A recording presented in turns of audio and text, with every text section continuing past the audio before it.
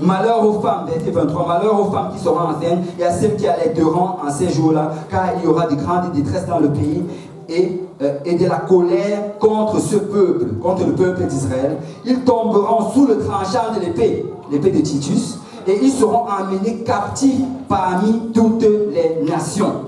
Et ça s'est arrivé. En ce moment, ils ont été emmenés captifs, ils ont été dispersés, ils ont été séparés de leur terre. Et Jérusalem sera foulée aux pieds par des nations, jusqu'à ce que le temps des nations soit accompli. Il a dit que ça allait arriver jusqu'à ce que le temps des nations soit accompli. Et quand le temps des nations allait être accompli, là, Jérusalem allait être restituée. Amen. Et là, il continue. Et qu'est-ce qui se passe en fait? Quand tu regardes cela, tu vois que le Seigneur parlait vraiment en ce moment-là de la destruction de Jérusalem.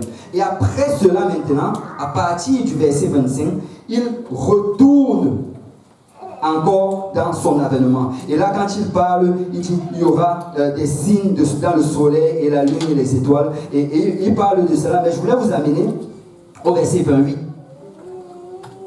Quand ces choses commenceront à arriver, redressez-vous et levez vos têtes parce que votre délivrance est proche. En fait, qu'est-ce que le Seigneur est en train de dire ici? Il dit que quand on va commencer à voir ces signes de la fin des temps, quand on va commencer à voir toutes ces choses qui sont en train de se produire maintenant, il faut qu'on redresse notre tête.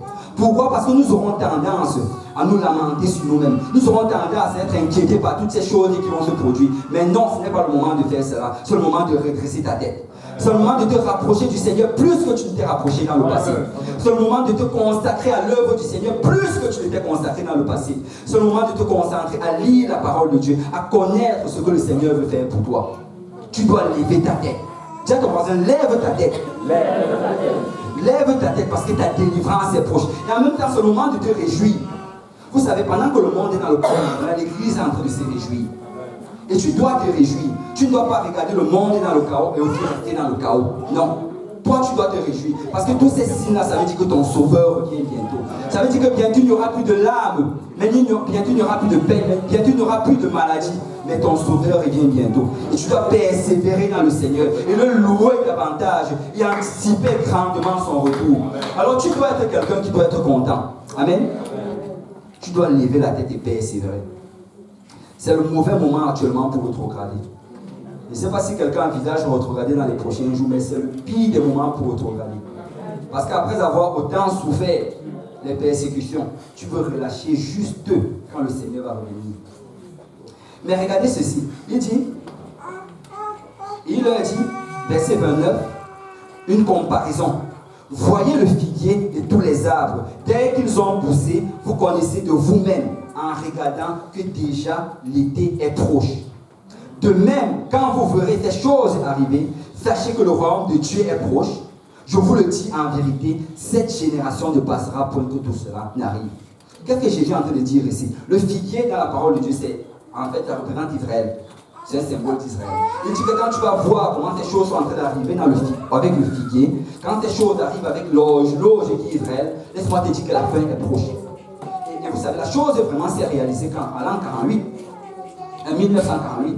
En 1948, l'État d'Israël a été restauré. Amen. En 1948, le temps des nations a été vraiment affiné. Parce que le temps des nations, en fait, ça commence dès le moment que le Seigneur a déversé de son esprit jusqu'à l'enlèvement. Et regardez au verset 24, il dit que à la fin du verset 24, Jérusalem sera foulée aux pieds par les nations jusqu'à ce que les temps des nations soient accomplis. Donc nous sommes dans le temps des nations. Nous sommes à l'accomplissement du temps des nations. Parce que Jérusalem a été restaurée en 1948. Amen. Amen. Nous sommes dans cet accomplissement. Vous savez, les gens qui prêchaient la parole de Dieu avant 1948 ne pouvaient pas prêcher ce que je suis en train de dire là maintenant. Parce que Jérusalem n'avait pas été restaurée. Mais nous sommes dans la période où elle était restaurée. Et regardez, Jésus dit ceci. Je vous le dis en vérité, cette génération ne passera point. La génération qui a vu cela. La génération qui était témoin de la restauration d'Israël. La génération, en fait, une génération, ça représente le temps de vie d'un homme. Et si on exagère, si on se dit que peut-être quelqu'un vit 100 ans, Jérusalem a été restaurée dans les années 1948. Donc notre génération présente ici. chacun d'entre nous qui vivons, beaucoup d'entre nous ici là vont voir le retour du Seigneur. Beaucoup d'entre nous ici vont faire partie de l'enlèvement. Il y a certains qui vont mourir avant, mais ils vont ressusciter le jour de l'enlèvement. Mais beaucoup vont être vivants le jour de l'enlèvement. Parce que nous sommes dans le temps nous sommes dans la fin des temps. Nous sommes cette génération-là. Et vous savez, nous devons nous attacher à cela. Nous devons nous attacher au Seigneur. Nous devons vivre pour le Seigneur au jour le jour. Si les disciples du Seigneur ont vécu pour le Seigneur au jour le jour, avant même que Jérusalem ne soit détruit, qu'en est-il de nous? Nous avons vu la restauration. Mais regardez maintenant, il dit, prenez garde, ça c'est le verset 34, prenez garde à vous-même de crainte que vos cœurs ne s'apesantissent par les excès du manger et du boire et par les soucis de la vie et que ce jour ne vienne sur vous à l'improviste. Waouh! Vous savez, le Seigneur Jésus est en train de donner un avertissement ici. En fait, dans le chapitre 21, alors qu'il parle de la fin des temps, il donne deux avertissements.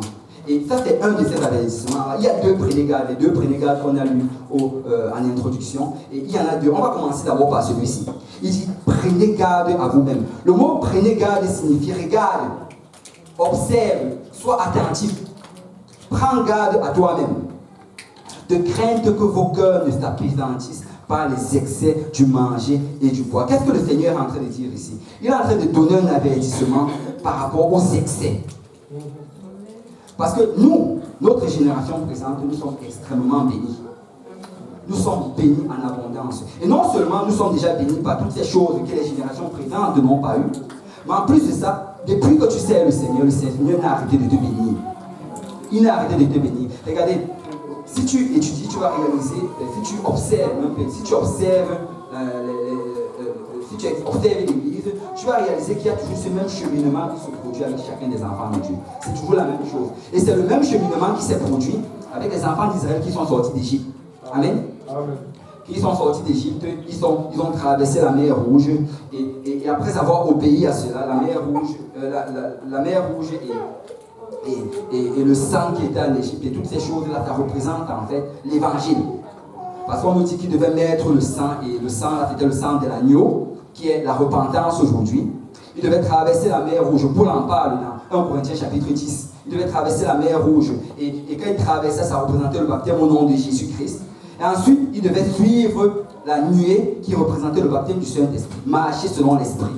Amen. Amen. Et après avoir fait cela, il devait se retrouver dans le désert. Et si tu réalises quelque chose, après avoir obéi à l'évangile, tu vas d'abord traverser une période de désert. Tu vas traverser une période difficile. Tu vas traverser une période où, subitement, des choses que tu avais facilement dans le passé vont commencer à disparaître. Tu vas traverser une période de persécution. Et vous savez, ta famille va te persécuter. Et ne sois pas surpris quand ça arrive. C'est normal. C'est normal que ta famille te persécute. Parce qu'il y a un esprit, en fait, derrière cela. Et cet esprit-là n'a pas commencé aujourd'hui. Cet esprit a commencé depuis Jésus-Christ. Parce que si tu peux étudier la parole de Dieu, tu réalises que même la famille de Jésus l'a persécuté. On nous dit qu'alors qu'il était en train de prêcher la parole de Dieu, ses parents sont venus, ils ont essayé de se saisir de lui parce qu'on disait qu'il a perdu la tête. Donc sa famille disait qu'il était fou. Sa famille disait qu'on l'avait lavé le cerveau. Et je ne sais pas si j'ai déjà parlé à certains jeunes, mais ils me disent toujours les mêmes choses. C'est comme si, c'est comme si les familles se passaient les mots. On t'a lavé le cerveau, c'est la sorcellerie, tu es possédé, toutes ces mêmes choses-là. Laisse-moi te dire que c'est un esprit. Et l'esprit a commencé depuis le temps de Jésus-Christ. Parce qu'on dit que sa famille est venue, il a perdu la tête, on veut se saisir de lui. Mais vous savez quoi, après ils sont venus, alors qu'il a enseigné la parole de Dieu chez quelqu'un, on vient cogner, on dit allez le chercher, nous sommes ici dehors, on l'attend. On vient, Seigneur, ta mère et tes frères sont dehors, ils te cherchent. Qu'est-ce que le Seigneur a dit? Ma mère et mes frères sont ceux Amen. qui sont en train d'écouter et d'obéir à la parole de Dieu. Parce que vous savez qu'il ne faut jamais céder à la pression pour abandonner le Seigneur. N'abandonne jamais le Seigneur. Parce que si tu persévères dans les voies du Seigneur, à la fin, ça va se passer comme ça s'est passé avec Marie et les frères de Jésus. Ils ont reçu le Saint-Esprit le jour de la Pentecôte. Ils étaient parmi les 120 qui ont reçu le Saint-Esprit. Donc si tu tiens ferme dans l'œuvre, accroche-toi à la parole de Dieu. Continue à œuvrer pour le Seigneur. Parce que alors que tu t'occupes des âmes, il va s'occuper de ta famille. Il va s'occuper de ta famille. crois seulement, toi et toute ta famille, vous serez sauvés. C'est une promesse du Seigneur. Alléluia. Il y a certaines choses que toi, tu ne peux pas faire pour ta famille, que le Seigneur va faire pour eux. Concentre-toi sur l'œuvre du Seigneur. Mais après un certain moment dans la maison du Seigneur, tu vas réaliser que cette persécution-là va commencer à diminuer. Et cette persécution-là va commencer à se transformer en respect. Ils vont respecter ce que tu fais. Amen. Ils ne vont pas croire, ils vont respecter. Amen. Je respecte ce que tu fais. Et cette chose-là, moi je trouve c'est bien. C'est déjà bien que vous respectez. Il y a déjà moins de tension. Et c'est déjà facile. À Noël, tu peux déjà aller là. Et quand tu vas aller là-bas, tu vas prier dans la maison. Tu vas louer dans la maison. Et la présence du Seigneur va entourer cette maison. Et c'est vraiment le même cheminement. Donc n'abandonne pas si tu es persécuté aujourd'hui, mais continue à persévérer. Continue à persévérer. Mais tu sais, après les tribulations, après les maladies, après les problèmes, il y aura un temps de bénédiction. Il y aura un temps d'excès de bénédiction. Et je crois que l'Église est en train de tomber dans cela. Beaucoup de personnes sont en train d'être bénies abondamment aujourd'hui. Chacune des promesses qu'ils ont reçues alors qu'ils étaient encore dans la persécution, c'est en train d'arriver aujourd'hui. Beaucoup des promesses qu'ils ont reçues alors que tout semblait en chaos est en train d'arriver aujourd'hui. Et peut-être, parce que je sais qu'il y a plusieurs, chacun d'entre nous en est à son niveau aujourd'hui. Il y a certains qui sont encore dans ces persécutions-là. Je te dis juste que attends un peu, persévère juste un peu. Et tu vas voir comment ça va arriver. Ne lâche pas, ce n'est pas le moment de lâcher. Accroche-toi à la parole, accroche-toi à l'œuvre du Seigneur, rapproche-toi davantage. Et tu vas voir comment dans peu de temps, ça va se transformer. Tout va se transformer. Et après, tu vas rentrer dans cette période de bénédiction. Et toutes les promesses que tu as reçues dans le passé vont commencer à s'accomplir. Et tu vas voir comment ça s'accomplit. Tu vas être émerveillé par cela. Parce que tu ne vas même pas comprendre comment ça s'accomplit. Mais vous savez quoi? Quand ces choses-là arrivent, là maintenant, il y a un autre danger derrière cela. Et c'est de ça que Jésus est en train de parler dans Luc chapitre 21, verset 34.